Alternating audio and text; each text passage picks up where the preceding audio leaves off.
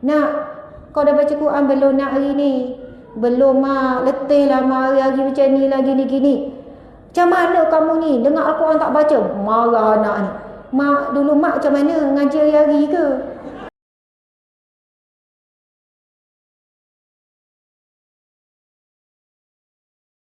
Dia jadi atuk yang saleh.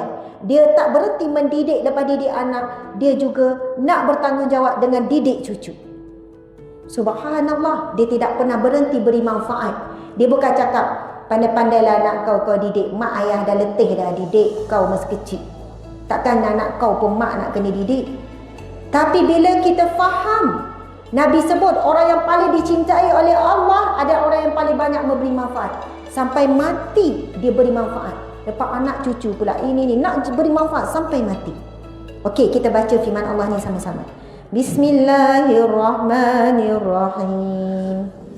Walladzina yasilun ma amarallahu bih an yusala wa yakhshawna rabbahum wa yakhafun su'al hisab walladzina sabaru ibtigha wajhi rabbihim wa aqamus salah wa anfaqu mimma razaqnahum sirran wa alaniyah wa yadra'un bil hasanati sayyi'ah ulaika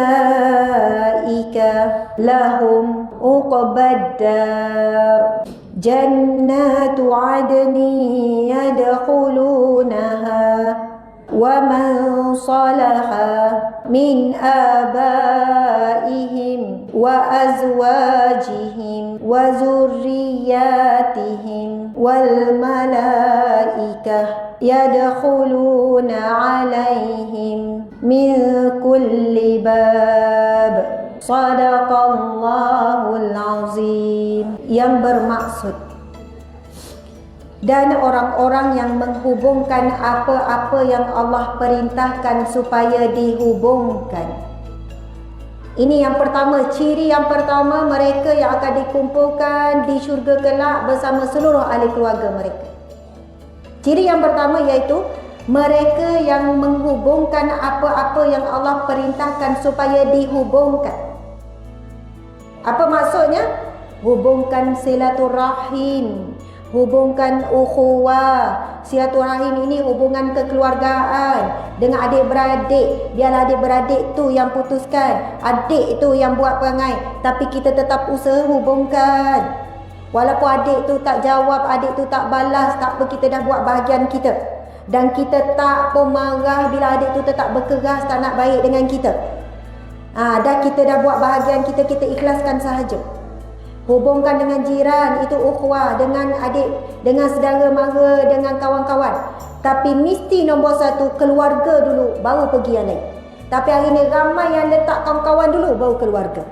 Sedangkan hubungan silaturahim adalah satu perintah wajib. Dan antara dosa besar dalam kitab Al-Kabair meletakkan memutuskan silaturahim adalah dosa besar yang diancam dengan neraka Allah Subhanahu Wa Taala. Yang kedua, dan mereka yang takut kepada Tuhannya dan takut akan hisab yang buruk. Subhanallah. Pertama, cirinya adalah menghubungkan apa yang Allah suruh hubungkan. Yang kedua, iaitu mereka yang takut akan hisab yang buruk di akhirat kelak.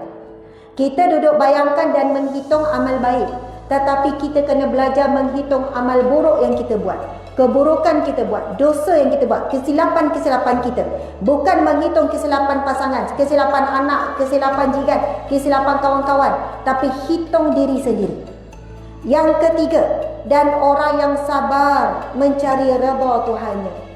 Tuan-tuan sekalian, ramai orang yang sabar cari redha manusia. Bila manusia, dia sabar dengan suami dia 20 tahun, tapi suami tetap tak berubah, lalu dia hilang sabar. Cukuplah 20 tahun saya sabar, saya dah tak boleh sabar dah. Saya bukan meremehkan kesabaran ni, bukan. Bersabarlah kerana Allah, bukan kerana mengharapkan manusia berubah. Kalau kita harap manusia berubah dan manusia tak berubah, kita akan kecewa dengan kesabaran kita. Tapi bila kita letak, ya Allah, aku sabar dengan anakku kerana mengharapkan redha-Mu. Jadi bila sampai saat akhir pun anak tetap tak semayang sebagaimana kita harap, kita tetap teruskan sabar sampai mati. Sebab kita sabar itu demi redha Allah. Bukan bersyarat anak berubah, bukan bersyarat suami berubah, bukan bersyarat hidup kita berubah jadi kaya, kita sabar miskin. Tak apa, sabar-sabar nanti kita kaya. Tak, walaupun sampai mati miskin, tapi kita mati dalam sabar. Sebab sabar kerana harap redha Allah. Yang keempat disebut dalam firman Allah ini, mereka yang mendirikan salat. Yang kelima, menafkahkan sebahagian rezeki yang kami berikan kepada mereka, cara sembunyi ataupun terang-terangan. Sembunyi ataupun terang-terangan. Dan yang terakhir, mereka yang menolak kejahatan dengan kebaikan. Jadi 6 ciri. Apakah yang Allah janjikan untuk mereka? Ulaika lahum uqbad dar. Mereka itulah yang akan mendapat tempat kesudahan yang baik. Jannatu adnin, iaitu syurga adnin. Yadkhulunaha, yang mereka akan masuk ke dalamnya. Wa man salaha min abaihim wa azwajihim wa zurriyatihim, yang mana mereka akan bersama-sama masuk ke dalam syurga bersama dengan bapa-bapa mereka, ibu bapa mereka, pasangan-pasangan mereka dan anak cucu mereka. Wal malaikatu yadkhuluna alaihim min kulli bab, sedang malaikat masuk ke tempat-tempat mereka daripada semua pintu. Clear, crystal clear orang kata. Jelas sekali Allah berfirman, 6 ciri ini Allah akan berikan apa? Mereka akan masuk ke dalam syurga bersama dengan ibu bapa nenek moyang mereka, bersama dengan pasangan mereka, bersama dengan anak cucu mereka. Sebab itu hari ini wahai nenek-nenek sekalian, berjuanglah untuk syurga buat seluruh ahli keluarga. Jaga diri betul-betul jadi nenek yang soleh, nenek yang soleha. Jaga salat, jaga hubungan dengan Al-Quran. Kita lihat anak kita sekarang yang umur 20 lebih, 30 lebih, sibuk dengan dunia. Pagi, malam, pagi, petang kita telefon anak kita. Nak, kau dah baca Quran belum nak hari ni? Belum mak, letih lah mak, hari-hari macam ni lah, gini-gini. Macam mana kamu ni? Dengar Al-Quran tak baca? Marah anak ni. Mak, dulu mak macam mana? Ngaji hari-hari ke? Kita lupa masa kita muda dulu, kita pun sibuk dengan anak, penat begitu begini. Anak kita sedang melalui. Takkan sama dengan saat kita sekarang ni. Jadi kita tetap nasihat, tapi bukan herdik, bukan peli, bukan hina. Kau ni macam kerja dunia ni. Akhirat mana akhirat? Oh, kan main. Tak ingat 20 tahun dulu pun sama lebih kurang. Bukan bermaksud kita nak membenarkan, nasihat tetap nasihat, ingatkan anak. Tetapi apa yang boleh kita buat hari ini, kita berubah, kita hijrah, kita jaga betul masa. Kita tidak ditarik masa secara paksa untuk beri tumpuan perkara yang lain. Maka kita kekal berada di radar, dekat dengan Al-Quran, jaga solat, memaafkan orang, beri tolak keburukan dengan kebaikan. Sebab apa? Kita nak menjadi penarik kepada ahli keluarga. Anak cucu kumpul sama-sama.